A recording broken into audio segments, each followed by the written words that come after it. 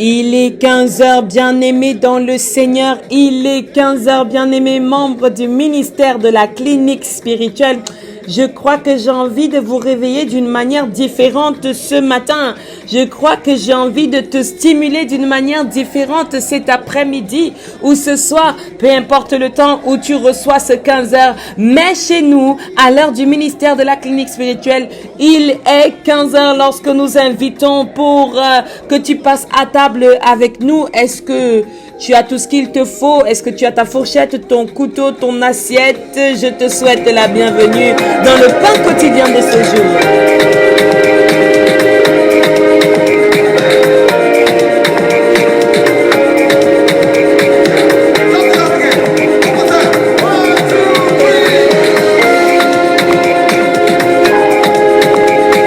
Et si tu n'étais pas installé, maintenant installe-toi. Si tu n'étais pas installé, maintenant installe-toi. Si tu n'étais pas installé, I have a very big God, a very big God.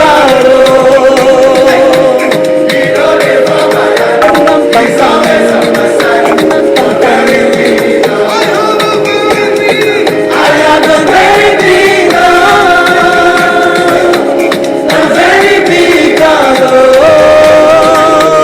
He know it for my hand, he's always at my side. A very big God.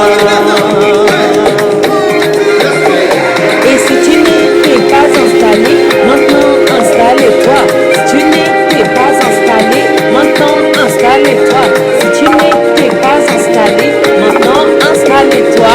Il est 15 heures, il est 15 heures, on veut voir ensemble. Et si je ne suis pas installé, maintenant je m'installe. Et si je ne suis pas installé, maintenant je m'installe. Et si je ne suis pas installé, maintenant je m'installe. I have a very big God, a very big God. He knows it for my hand, he's always on my side. A very big God.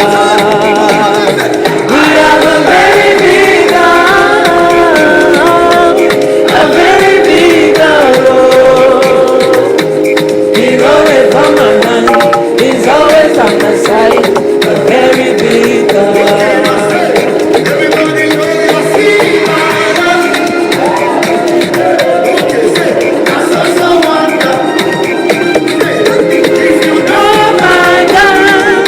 Who is the God? He's a miracle worker. Regular, formula. He's my God, he's my big father. Oh, he's a very big God. See my life. Now so I'm done. I tread incroyable. If you know my God, he's a miracle worker. Everyone the regular, Jarapata, know the formula. He's my God, he's a very big God. Alléluia, bien-aimé dans le Seigneur. Je souhaite que tu aies apprécié cette introduction où nous passons à table dans la joie, dans la mouvance de l'Esprit Saint, dans la chaleur des frères et sœurs qui sont avec nous dans la communion de l'Esprit. Bien-aimés dans le Seigneur, je suis heureuse aujourd'hui, je suis contente parce que oui, l'Éternel nous a permis de le faire. Il s'est encore manifesté, il a encore agi, même là où nous étions épuisés, il nous a donné de la force, même là où nous étions dans l'impossibilité, il a permis que cela se fasse en toute humilité. Seigneur, tu as été avec nous, Tu as cheminé avec nous. Tu es encore avec nous. Et tu partages encore aujourd'hui une parole de vie à ton peuple. Oui, Seigneur, donne-nous la vie. Donne-nous la soif de cette parole pour que nous puissions continuer à la chercher, à nous abreuver, à chercher à nous désaltérer auprès de toi.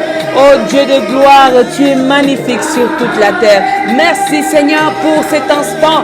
Merci Seigneur pour cette célébration. Merci Seigneur pour cette joie. Merci Seigneur pour cette femme, pour cet homme assis chez lui, assise chez elle, qui écoute le pain quotidien de ce jour. Bien-aimé dans le Seigneur, je te vois. Est-ce que tu peux te réjouir? Est-ce que tu peux te réjouir? A very big God, oh, you know you're fine, it's always on my side, a very big God.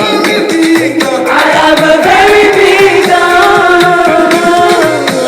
a very big God, oh, you know you're fine, it's always on my side, a very big God. Dis avec nous,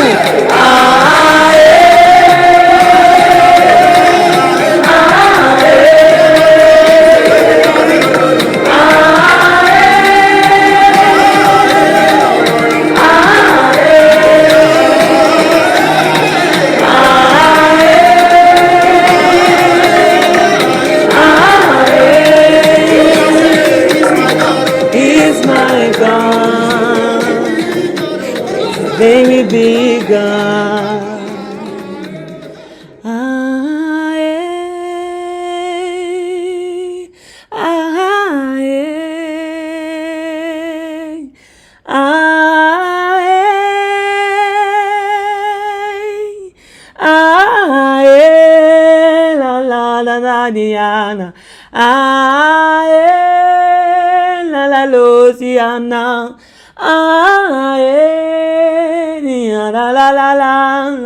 He's my God, is a very big God. Galates, chapitre 2, bien-aimés dans le Seigneur. Nous allons partager ensemble, bien-aimés, à partir du verset 13 jusqu'au verset 21. Galates chapitre 2, à partir du verset 13 jusqu'au verset 21. Est-ce que nous y sommes? Est-ce que vous y êtes? Pouvons-nous passer au plat à l'entrée dans la parole de Dieu? Je lis dans la version de Louis II au nom du Père, du Fils et du Saint-Esprit. Avec lui, les autres Juifs usèrent aussi de dissimulation, en sorte que Barnabas fut même entraîné par leur hypocrisie. Voyant qu'il marchait pas droit selon la vérité de l'Évangile, je dis à Céphas en présence de tous, si toi, qui es juif, tu vis à la manière des païens et non à la manière des juifs, pourquoi forces-tu les païens à judaïser? Nous sommes juifs de naissance et non pécheurs d'entre les païens. Néanmoins, sachant que ce n'est pas les œuvres de la loi que l'homme est justifié, mais par la foi en Jésus-Christ. Nous aussi, nous avons cru en Jésus-Christ, afin d'être justifiés par la foi en Christ et non par les œuvres de la loi. Parce que nulle chair ne sera justifiée par les œuvres de la loi. Mais tandis que nous cherchons à être justifiés par Christ, si nous étions aussi nous-mêmes trouvés pécheurs, Christ serait-il un ministre du péché? Loin de là. Car si je rebâtis les choses que j'ai détruites, je reconstruis moi-même un transgresseur. Car c'est par la loi que je suis mort à la loi, afin de vivre pour Dieu. J'ai été crucifié avec Christ. Et si je vis, ce n'est plus moi qui vis, c'est Christ qui vit en moi.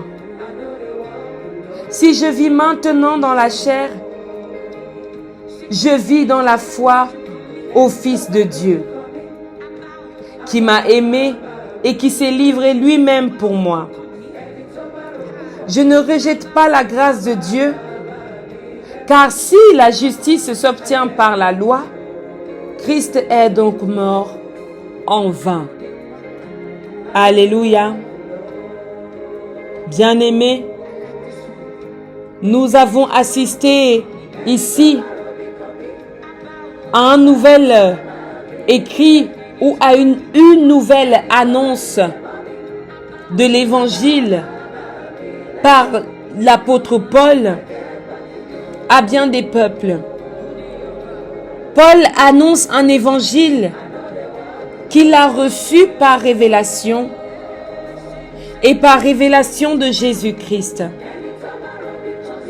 Son ministère et sa prédication ont été approuvés à Jérusalem. Et c'est ici encore un extrait que nous venons de lire de Paul qui enseigne une distinction, une façon de se comporter, une façon de se distinguer, une façon de prêcher par l'exemple. Alors, le thème d'aujourd'hui, bien-aimés dans le Seigneur, c'est Christ qui vit en moi.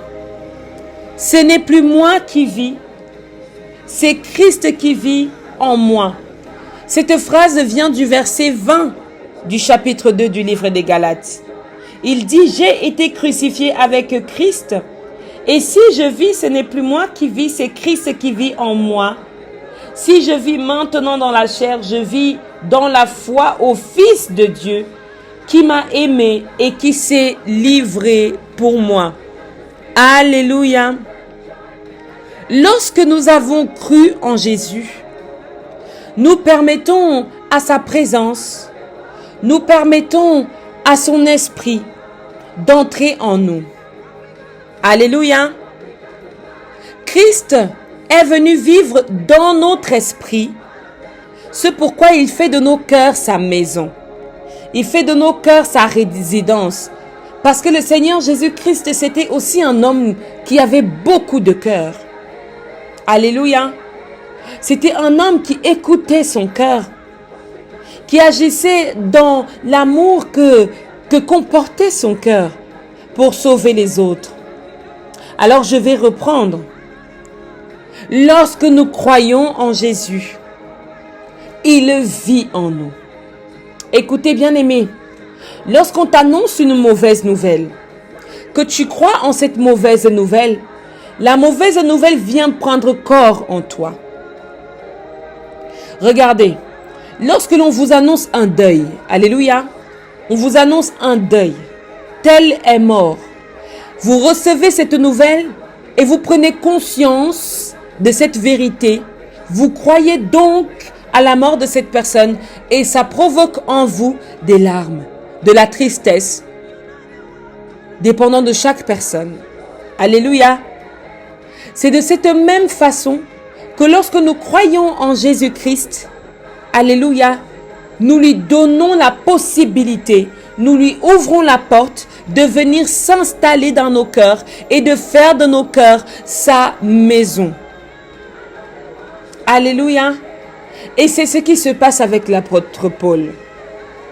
L'apôtre Paul, lorsqu'il quitte de Saul, il devient Paul, bien-aimé dans le Seigneur. Il ouvre la porte à Jésus dans son cœur et Jésus-Christ s'installe. C'est pourquoi Paul va dire, ce n'est plus lui qui vit. Parce que lorsqu'on laisse l'émotion s'installer en nous, nous dépendons de cette émotion. Écoutez, je vais vous parler encore de cet exemple de deuil. Lorsqu'on nous annonce un deuil, alléluia, lorsqu'on nous annonce une nouvelle qui est importante, remplie d'émotions, on nous dit tel frère est parti. N'est-ce pas l'émotion de tristesse qui va entrer en nous, va prendre vie Et lorsqu'elle va vivre en nous, nous allons pleurer même au point où nous ne pouvons plus nous arrêter. Parce que l'émotion vit en nous. C'est aussi la même chose avec le stress. Lorsque tu prépares un événement du mariage, la grande émotion de tout cela, le jour J, il y a des manifestations. Tout à coup, un bouton. Tout à coup, une fatigue, un stress, la panique, transpiration. Parce que ce en quoi nous croyons prend vie en nous. Ce mariage commence à prendre vie en toi. Ce mariage commence à s'installer en toi. Et tu dépends maintenant de ce mariage. Tu dépends de ce que les choses se déroulent bien. Intérieurement, tu ne peux plus te contrôler. Tu attends que le contrôle vienne de l'extérieur. C'est ce qui se passe lorsque nous croyons en Jésus et que nous le laissons vivre en nous. Alléluia, bien-aimé dans le Seigneur. Sauf que le Seigneur Jésus-Christ ne vient pas t'annoncer de mauvaises choses. Il vient t'annoncer la bonne nouvelle. C'est que les pauvres sont libérés. Les captifs sont libérés. Il retire de la poussière le pauvre pour le placer parmi les grands. L'évangile de la bonne nouvelle est que le salut est accessible. Le royaume de Dieu est là pour toi et pour moi. Est-ce que tu peux laisser Jésus-Christ vivre en toi? Est-ce que tu peux laisser cette vie prendre le contrôle? Beaucoup d'entre nous suivent Jésus, connaissent Jésus, entendent parler de Jésus, apprennent Jésus, mais ils ne le laissent pas vivre en eux. C'est-à-dire, ils ne le laissent pas prendre le contrôle en eux. Est-ce que quelqu'un me suit aujourd'hui? Est-ce que quelqu'un me suit ce matin? Lorsque nous rencontrons Jésus, au début, nous cherchons à impressionner. Nous cherchons à montrer que nous connaissons. Nous cherchons à montrer que nous aussi, nous ne sommes plus des bébés en esprit. Et nous contrôlons encore les choses de l'esprit qui sont en nous. Mais l'apôtre Paul, qui a écrit épître sur épître, qui a dispatché, propagé en différentes communautés, en différentes églises la parole de Dieu. Il s'est occupé de la communication de masse de la parole de Dieu. Pourquoi, bien-aimé? Parce qu'il a laissé Christ vivre en lui. Verset 14 de ce chapitre que nous avons lu. Voyant qu'il ne marchait pas droit selon la vérité de l'évangile, je dis à ses faces en présence de tous, si toi qui es juif, tu vis à la manière des païens et non à la manière des juifs, pourquoi forces-tu les païens à judaïser? Je crois que nous n'avons pas besoin de revenir là-dessus. Pourquoi forces-tu ton frère à faire ce que tu dis et puis toi-même tu fais autre chose? Et puis toi-même tu vis autre chose? Pourquoi forcer l'autre à judaïser si nous-mêmes nous sommes comme des païens? Si nous-mêmes nous acceptons de bouche le Christ, mais notre comportement ne convainc pas. Écoute, tu as un fils qui est malade. Tu pries Dieu, tu pries Dieu, tu pries Dieu. Mais ce fils ne change pas. C'est peut-être bien-aimé parce qu'il y a quelque chose dans ton comportement. C'est peut-être bien-aimé que ton épine qui empêche Dieu de réaliser ta prière vient de ton comportement. Beaucoup de choses dans notre comportement font en sorte que lorsque d'autres nous regardent, on nous confond On ne sait plus si nous sommes chrétiens, musulmans, juifs, etc., etc., ou si nous sommes de ceux qui croient qu'il n'y a pas de Dieu. Nous sommes juifs de naissance, lui dit-il, et non pécheurs d'entre les païens. Néanmoins, sachant que ce n'est pas par les œuvres de la loi que l'homme est justifié, mais par la loi en Jésus-Christ. Alléluia. Ce n'est pas par les œuvres de la loi que tu es justifié. Toi qui es croyant, toi qui es croyante. Nous sommes dans quelque chose de spirituel. Ne cherche pas une justification charnelle dans quelque chose de spirituel. Et c'est en Jésus-Christ que nous sommes libérés.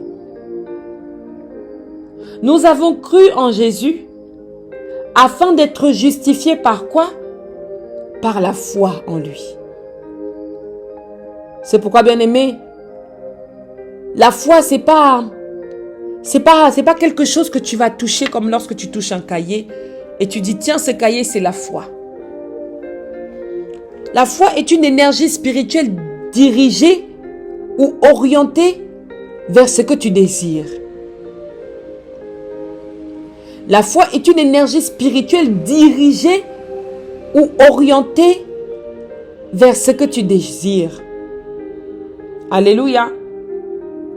Et c'est par la foi en Jésus-Christ, orientée sur Jésus-Christ, orientée en Jésus-Christ, orientée par Jésus-Christ, que toi et moi, nous sommes justifiés.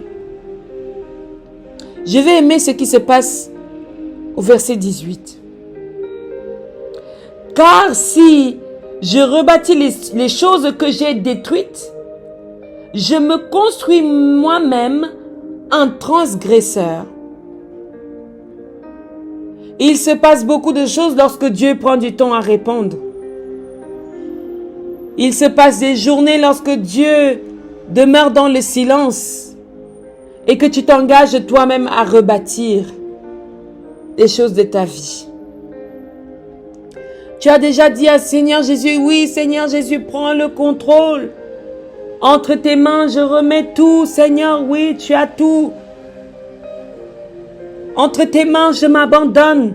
Entre tes mains, je me livre. Entre tes mains, je me délaisse.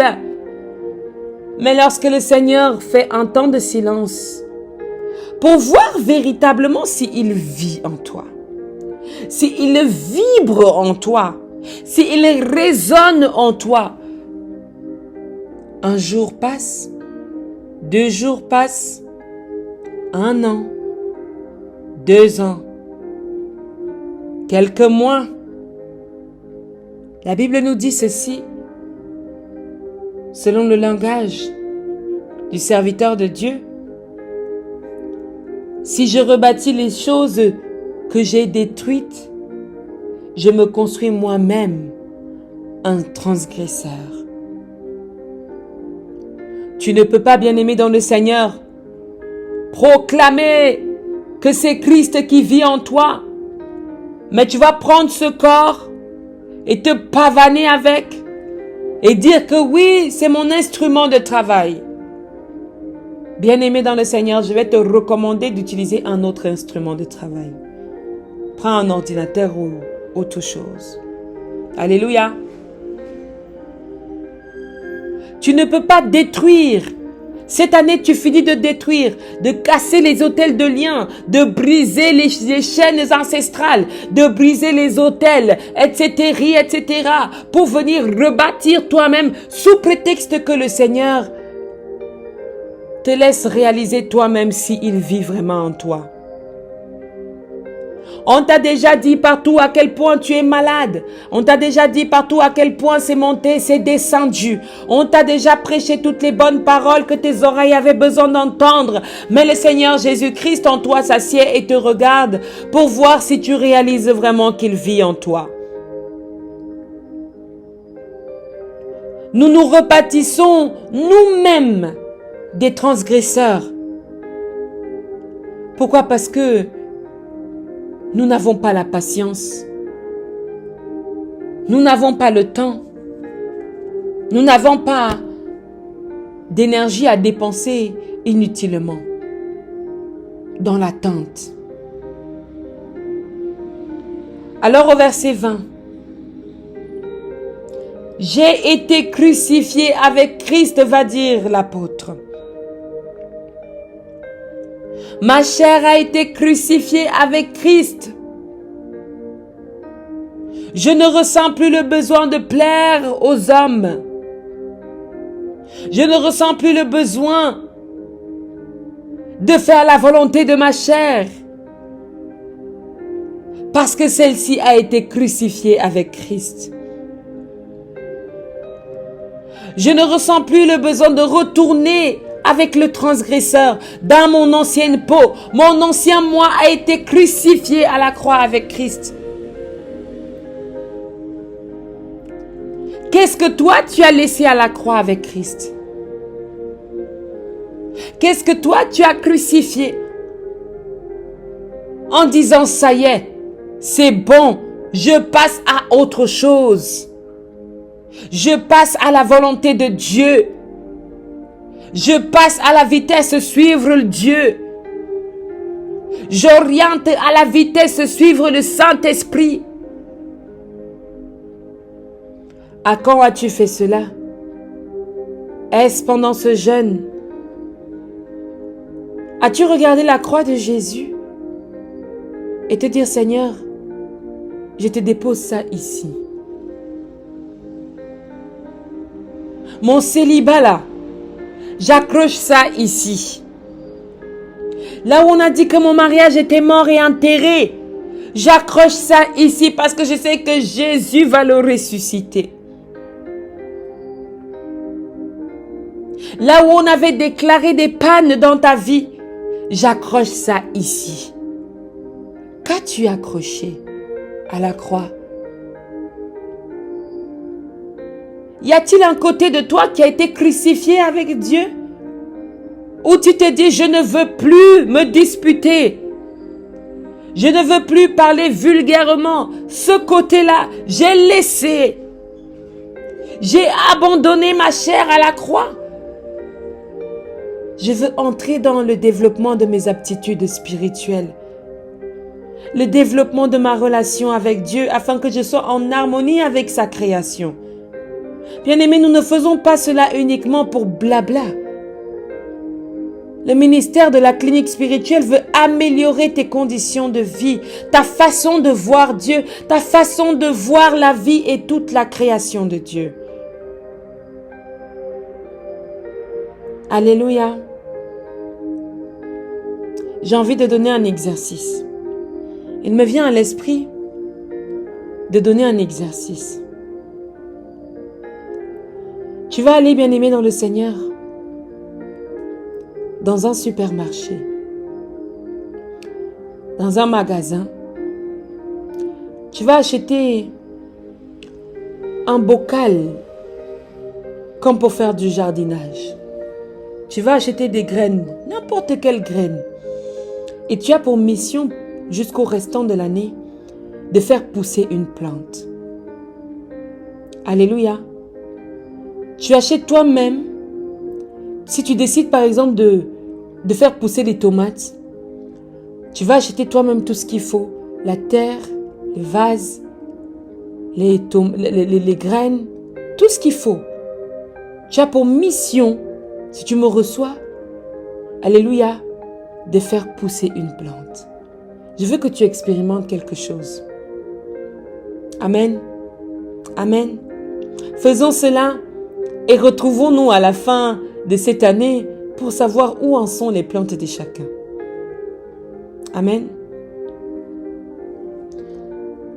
Ce n'est plus moi qui vis, va dire Paul. Et si je vis, c'est Christ qui vit en moi. C'est un constat, ce n'est pas une interrogation. C'est un constat, ce n'est pas un doute. c'est qu'il a compris. Il a compris quelque chose. Lorsque tu ouvres la porte à Christ, lorsque tu ouvres la porte à sa présence, tu permets à l'esprit qui est en lui de venir s'installer dans ton cœur, dans ton corps, dans ton être et de faire corps avec Dieu. Écoute, bien-aimé dans le Seigneur. Je veux que tu comprennes 3 dimensions de la chose de Dieu qui se passe dans ton corps. La Bible dit que ton corps est le temple de l'Esprit Saint. Alléluia. Nous avons dit, bien-aimé dans le Seigneur, que lorsque Dieu souffle son esprit de vie pour que nous vivions, il souffle la vie en nous. Souffle est égal à esprit. Alléluia. Souffle, le mot souffle est égal au mot esprit en langue hébreu. Donc Dieu, lorsqu'il souffle en nous, il souffle l'esprit en nous. Alléluia, l'esprit de vie. Et si nous sommes faits à la ressemblance de Dieu, c'est-à-dire que lorsque quelqu'un souffle sur toi, il souffle de l'air qui quitte de lui jusqu'à toi. Nous avons donc en nous un air de Dieu. Alléluia. Donc il y a le temple de l'Esprit Saint et il y a un air de Dieu en nous. Et voici encore que l'apôtre va dire que si il vit, c'est Christ qui vit en lui. Nous avons donc en toi seul la dimension du Père, la dimension du Fils, la dimension du Saint-Esprit sous l'expression d'un souffle. Sous l'expression d'un souffle, cela prend possession de toi, cela prend possession de ton état. Si tu te laisses guider, si tu te laisses accompagner par Jésus. Écoute, bien-aimé dans le Seigneur, la chair est une chose. Les obligations physiques, sociales, professionnelles sont une chose. Mais quand tu entres dans la présence de Dieu, fais taire tout ce qui fait de toi un homme de par ta bouche, mais commence à comprendre la dimension de l'existence de cette tripartie sous forme de souffle en toi. Ce n'est plus moi qui vis, mais c'est Christ qui vit en moi. Pendant le cheminement de ce temps de la passion, nous avons marché avec Jésus depuis l'Annon jusqu'à Golgotha, jusqu'à la croix. Après ces différentes paroles enseignées à la croix, bien-aimé, si tu les as intégrées, reçues comme moi, tu ne devrais plus vivre de la même façon. Tu ne devrais plus parler de la même façon. Tu ne devrais plus témoigner de la même façon. Tu ne devrais plus enseigner de la même façon. Toi, parent, tu ne devrais plus te comporter de la même façon. Toi, enfant, tu ne devrais plus te comporter de la même façon.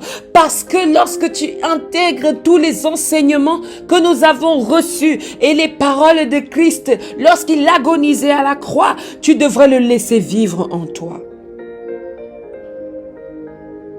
Nous devrions laisser Christ vivre en nous. Beaucoup de gens contrôlent même le peu que Dieu leur a donné. Il faut être au contrôle. Il faut manipuler. Il faut faire du profit de ce que Dieu nous a donné. Et ceux qui s'acclament, si ce n'était pas moi, tu ne serais personne aujourd'hui. Si ce n'était pas mon argent, tu ne serais pas ci ou ça aujourd'hui. Oh, bien-aimé dans le Seigneur, si tu laisses Christ vivre en toi, tu le laisses accomplir en toi comme il a accompli dans le monde. Tu le laisses accomplir en toi comme il a accompli dans le monde. Ça veut dire quoi? Tous les nœuds qu'il peut y avoir dans ton corps, toute la stérilité qu'il peut y avoir dans ton corps. Si Jésus vit en toi, l'esprit de stérilité n'est plus. Alléluia. Il y a quelqu'un qui dit à Dieu de lui donner l'intelligence. À l'école, ce n'était pas facile pour toi. Et là, tu es en train de dire à Dieu, Dieu, donne-moi de l'intelligence. Laisse le Seigneur Jésus vivre en toi.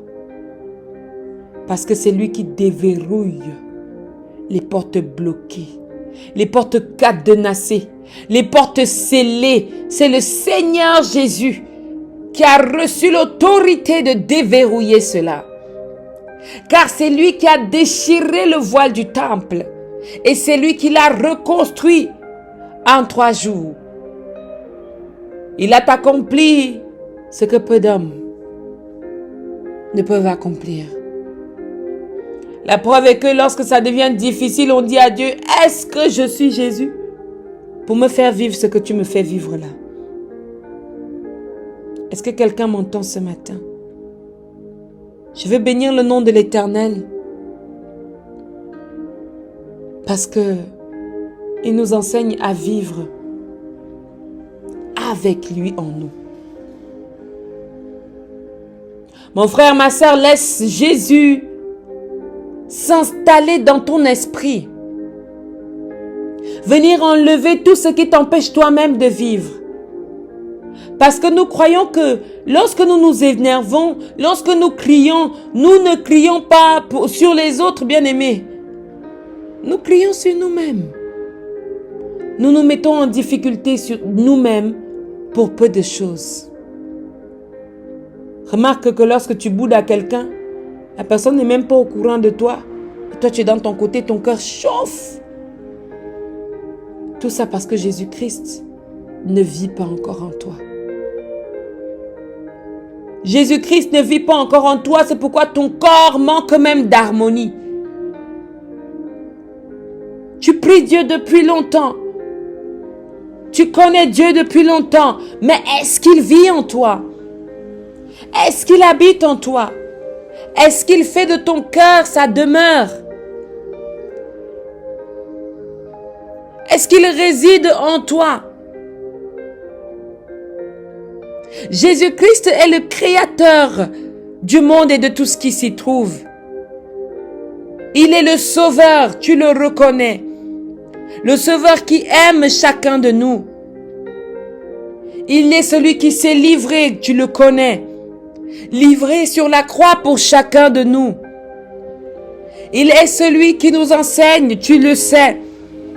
Qui nous enseigne selon la compassion, le pardon, l'amitié, les relations. Le Seigneur Jésus-Christ est celui qui fait des miracles, tu le sais. Parce que lors de ta maladie, tu l'appelles. Le Seigneur Jésus-Christ est celui qui fait des prodiges, tu es au courant. Parce que c'est lui qui dépose la paix dans ta vie. Et il est à l'écoute de tous ceux qui croient en lui. Tu sais tout cela. Mais il y a un petit blocage qui te menace. Il te menace parce que tu es au courant de beaucoup de choses. Mais tu n'es pas au courant que Christ ne vit pas encore en toi. Tu dois le faire vivre en toi, en ta manière de parler, même faire à manger, même la convivialité, l'amour du prochain. C'est à ça que l'on sait que Christ vit en toi. Comment sait-on que Christ vit en toi? Ce sont les choses que tu fais. Tu n'arrives pas à convaincre ton mari de prier parce qu'il ne reconnaît pas Christ en toi. Tu n'arrives pas à convaincre ta famille de prier parce qu'ils ne reconnaissent pas encore Christ en toi. Tu manges seul dans ta chambre. Tu manges en cachette. Et certains s'étonnent que tu pries, que tu jeûnes, mais Christ ne vit pas encore en toi. Tu as beau être disciple, mais il y a quelque chose qui fait que toi-même tu dis, Christ ne vit pas encore en moi. Parce que si Christ vivait en moi, je ne serais pas comme ça. Christ vit en toi. Lorsque ta mine de bouderie là commence à changer d'abord. Il y a quelqu'un qui aime bouder. Il y a quelqu'un qui aime s'énerver. Et puis il fait tout le temps. Ça là, c'est parce que Christ ne vit pas encore en toi. Alors je veux t'inviter aujourd'hui à te battre avec moi pour être de véritables imitateurs du Christ. Et que dans les compartiments de nos vies où Christ ne vivait pas encore, qu'il siège en nous. Tu es une femme qui prie Dieu. Ton mari est là, il te regarde. Mais il n'arrive pas encore à faire le pas du mariage avec toi. Parce que Christ ne vit pas encore en toi. Parce que sa main ne vit pas encore en toi. Ton comportement montre que Christ ne vit pas encore en toi. C'est pourquoi l'apôtre va dire à Céphas, devant tout le monde, en présence de tous, si toi qui es juif, tu vis à la manière des païens et non à la manière des juifs, pourquoi forces-tu les païens à judaïser?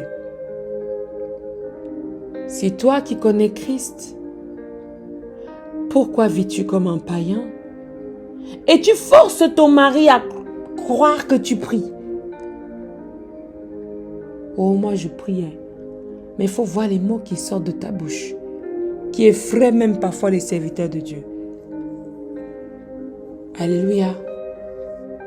Bien-aimés dans le Seigneur, c'est bon pour aujourd'hui. À toi qui cherches Dieu,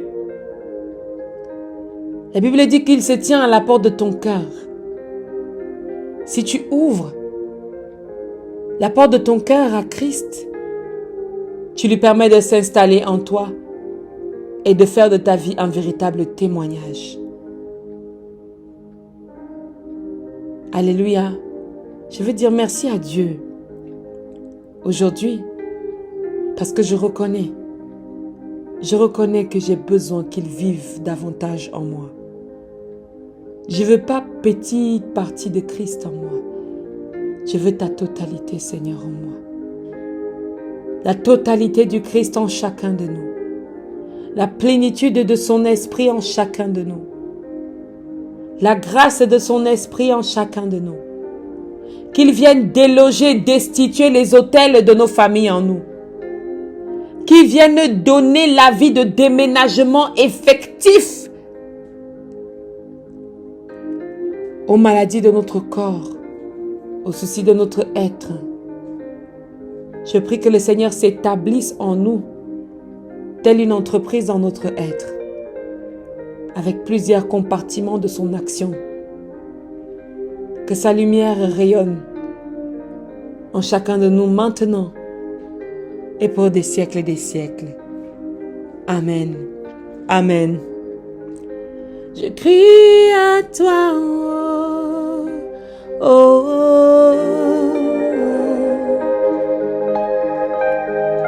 oh, oh.